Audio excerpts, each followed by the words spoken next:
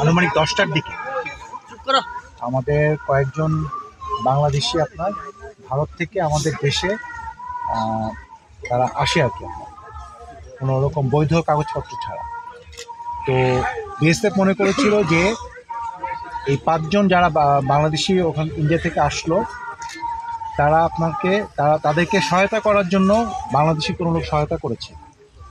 তো তারা আপনার দেখে যে এই আলামিন সীমান্ত একদম কাছাকাছি ছিল, তারা মনে করেছে যে আলামিন মনে হয় পাচারকারে সহায়তা করেছে, পাচার কার্যে তাদেরকে।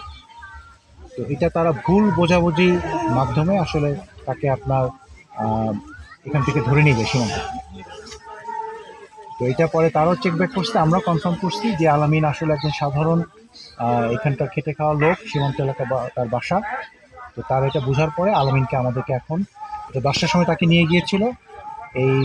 এখন আমরা বাজে 4:15, এই সময় তাকে আমরা বিএসএফের কাছ থেকে পতাকা বৈঠকের মাধ্যমে, ব্যাটালিয়ন কমান্ডার আসছিলেন, পতাকা বৈঠকের মাধ্যমে তাকে আমরা নিয়ে আসলাম।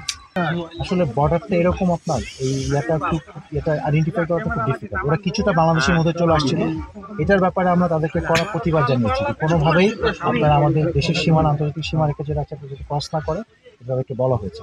আমাদের কমান্ডেন্ট আসছিল, মানে যে এখানে 92 বিএসএফ ব্যাটালিয়ন যেটা আছে, এই ব্যাটালিয়নের যে অধিনায়ক শ্রী বিপিন কুমার নিয়ে এসেছিলেন।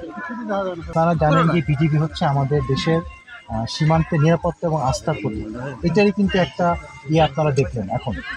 তাকে আপনার একটা ভুল বোঝাবুঝির মাধ্যমে কিন্তু বিএসএফ তাকে ধরে নিয়ে গিয়েছিল, এবং সেটা কিন্তু আমরা তাকে অতি দ্রুত সময়ে তাকে আমরা আবার কিন্তু ইন্ডিয়া থেকে আমাদেরকে নিয়ে আসছি।